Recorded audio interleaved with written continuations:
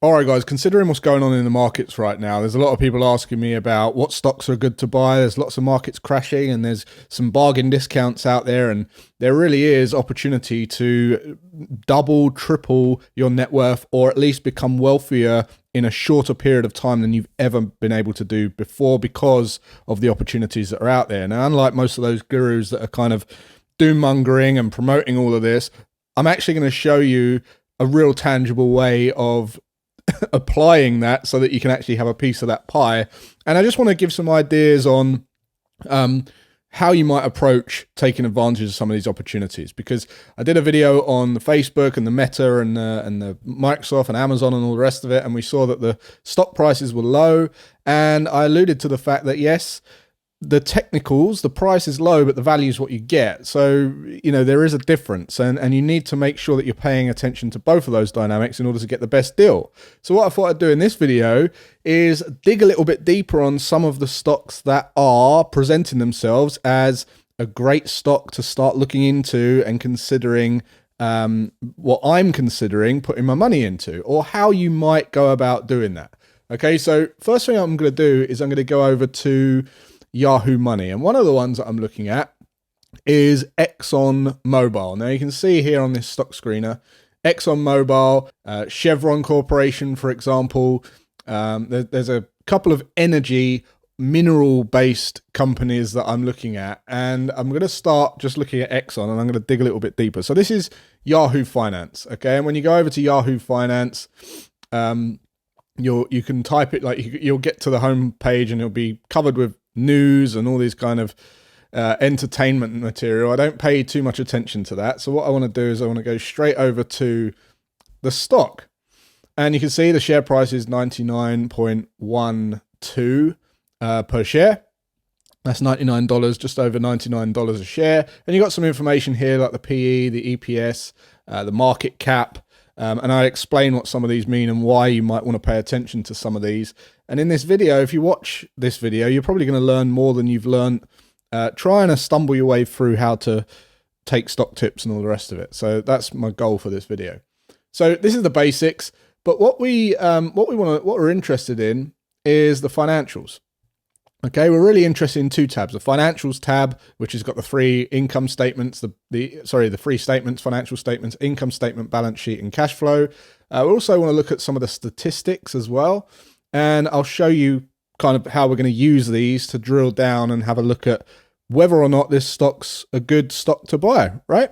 So first of all, let's go to the financials.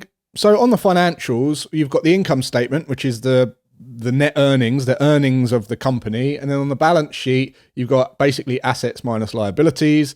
And then on the cash flow statement is basically how the company's using the cash and how efficient the company is based on the figures from the other two statements. And I'll show you what I mean in just a moment. One interesting piece of information you want to get from the balance sheet is the total assets minus the total liabilities.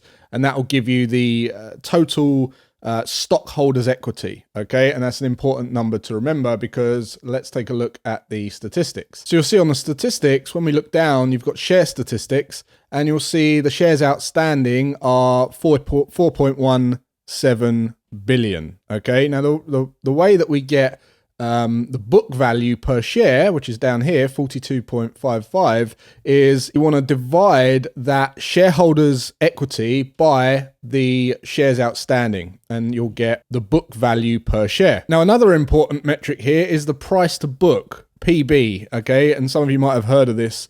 It's 2.05. And the way that you get that is basically taking the share price, which we know is 99.1, okay, and dividing that by the book price per share, which in this case is 42.5. And if you do 99.12 divided by 42.55, you'll get the price to book ratio, which will be 2.05. It may differ slightly, and that could be for a couple of reasons. One, because the data you're looking at is in annually or not quarterly, or quarterly and not annually. And two, it's the most recent price. Okay, so it does fluctuate all the time. Now, another thing we can look at is how efficiently this company is able to generate a profit. So what I'm going to do is go to the financials, go to the cash flow statement. And in the cash flow statement, what it really tells us is cash flow from operating activity, cash flow from investing activity, and cash flow from financing activity. And if we just scrunch these up, you'll see this is a positive number. The operating activity has to be positive. That indicates that you're actually operating at a profit. It doesn't really matter if these two are a negative, because that just means that they may have invested, they may have put some money into investments or financing. So it doesn't really matter if they're negative numbers. What's the most important is the operating activity. Other things that are important here is the net change in cash. This is basically the cash at the beginning of the period, which we're looking at 2021 to 22. Cash at the end of the period, and when you take away one from the other, you've got the net change in cash. I'll explain why that's important now. So what I'm looking at is how efficiently the business is at using cash. And you can see we've got free cash flow of 49.2, and what that is the total cash flow from operating activity minus the capital expenditure. And that figure there is minus 14.6. Now, where does that come from? If you look up here, you'll see cash flow from investing activity, and this is property, plant, and equipment. So what this tells us is, in order to generate 63.9, this company only has to spend 14.6. Now, that's quite a positive figure. That's quite an efficient and lean business. It's able to generate a large revenue and a large profit from only spending a small amount of that revenue. Make sense? Now, if you compare this to a company like Toyota, if we go over to Toyota and just do the same thing, they are generating 3.5 trillion, okay? But in order to do that, they have to spend over 3.5 trillion. They've got a negative cash flow. This is a non-profitable company. And a lot of people don't see this, and they don't do this before they start to invest in companies that look good on the outside. They don't look at what's actually going on, because the numbers don't lie. And this is a highly inefficient business. Lots of property, lots of plant, lots of equipment, lots of resources, lots of moving parts to make a company work and not bring in a profit. Now, the next thing I like to look at is based on how much cash reserves they've got in the company, because I always say it's good to have cash buffers. The best companies in the world have cash cushions, and it enables them to operate from a place of innovation and creativity. And it doesn't, they're not competing and really scratching and clawing at other people in the marketplace. They're able to create better products that way. So if we go back to the balance sheet, we can look at the total cash, and you can see here it's 6.8. Now, if I just go to the cash flow and work this out, basically I'm going to take the total, the income statement. I'm going to take the total revenue. So let's just do this sum quick. 352.196. I'm going to minus from that the net income, minus from that 38.95, and that gives us 313.24. So when I go back to the balance sheet and get this cash figure, if I now divide 6.8 divided by 313.2, multiply that by 12 to give us a yearly figure, and that tells us that we've got about 3 months cash cushions, operating expenses in the bank at any one time. That's very useful to know. So now let's take a look at a stock screener, and we can see ExxonMobil right here. Now, first thing that jumps out is it gives you a dividend yield, nearly 3.6 rounded up % dividend yield. That's pretty good. That's one of the things that I look at. You can see some other great information here: the price to book, the price to equity, the earnings per share, return on invested capital, return on equity, net margin, all these, and there's the share price there as we saw on Yahoo. But what I'm really looking at is the PB and the PE here. Okay. So those of you familiar with this, the PE is to do with the earnings yield. Okay. And the PB is to do with the margin of safety on the stock. So price to book is basically how much equity you own in the business for every dollar you put in. And the price to equity is what your earnings are relative to the dollar amount that you put in. And the lower that number, the better. So if you put $1 in and you got a 1 PE, that means you get 100% on that dollar. It's like for like, 1 for 1. And then the higher the PE goes, the less earnings you're getting on that $1. Make sense? Now, those of you familiar with Benjamin Graham, In the Intelligent Investor book, he says that he likes to look for stocks that have a PE less than 15 and a PB less than 1.5. And basically what he's saying is you then have a high margin of safety and a high earnings yield on the stock. But he also says that if a good place to start is to look at the PE and look at the PB, multiply them together and look for stocks at a starting point under 22.5. So you can see on ExxonMobil right now, we've got a PE ratio of 10.4, and we've got a PB ratio of 2.4. Now, when you multiply those together, you've got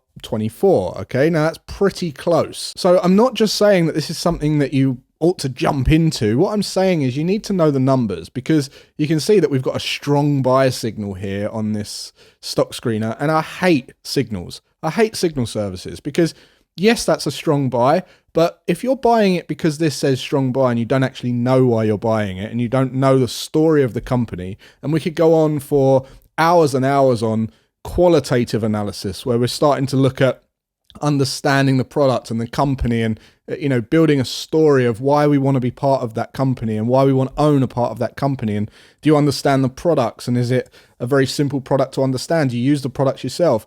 We could go on for a week on that kind of stuff, right? But what I want to say is this: you have to know your numbers.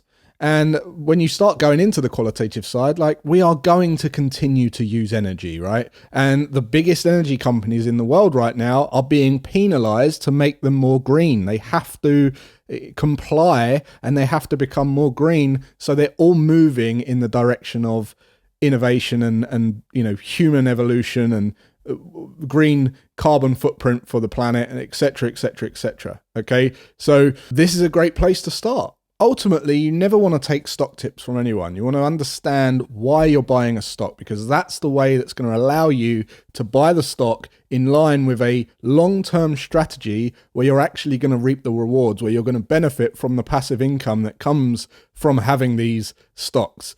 Not from buying and flipping and trying to jump ship and jump on the next hype. So look, if this has resonated with you and you want to learn a little bit more, this has piqued your interest and you want to understand a bit more on how I pick these stocks and the tools that I've developed to allow me to give a massive advantage, unfair advantage, and an edge over 99% of retail investors out there, I've got some resources in the description below.